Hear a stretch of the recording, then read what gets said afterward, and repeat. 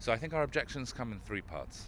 The first part is the animal welfare side of things. However much you're on top of water quality in an artificial environment like an aquarium, it's never going to be up to the same standard of water quality that you have in the natural marine environment.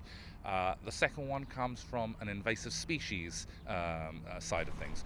Right now we have Rugulopteryx on our coastline, and that has come as from a source of aquaculture, not an aquarium environment, but with the aquarium environment we have the 1980s Monaco incident with Caulerpa taxifolia, which was exported from the aquarium environment into the Mediterranean and began a large invasion.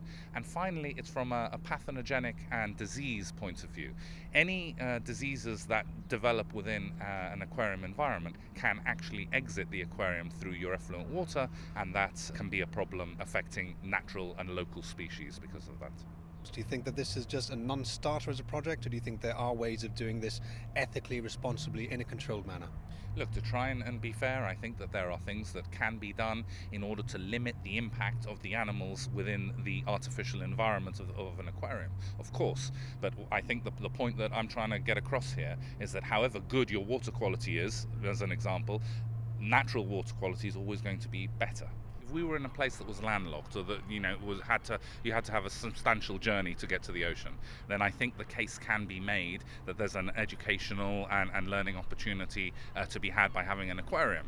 But in Gibraltar, we are very blessed to be surrounded by sea, and actually from the site of where the proposed aquarium is, we are just down the hill from that, and we have Roja Bay, which is a beautiful site where you can explore all of our marine environment at shallow depth. It doesn't require huge amounts of skill to go snorkeling, and we don't have to maintain water quality, we don't have problems with diseases within the tanks, and it's right here on our doorstep. You mentioned in your press release that you have seen the darker side of the aquaculture industry, that this is something that people might not be familiar with. You peek behind the curtain, you see how things really work. What's your view on that? I used to work at the London Aquarium. I did so for a number of years. Unfortunately, whilst I have experienced the educational side that was afforded to people in London for many species that was there, I've also seen the dark side of that, and that is that species have to always look in pristine condition in order for them to be on display.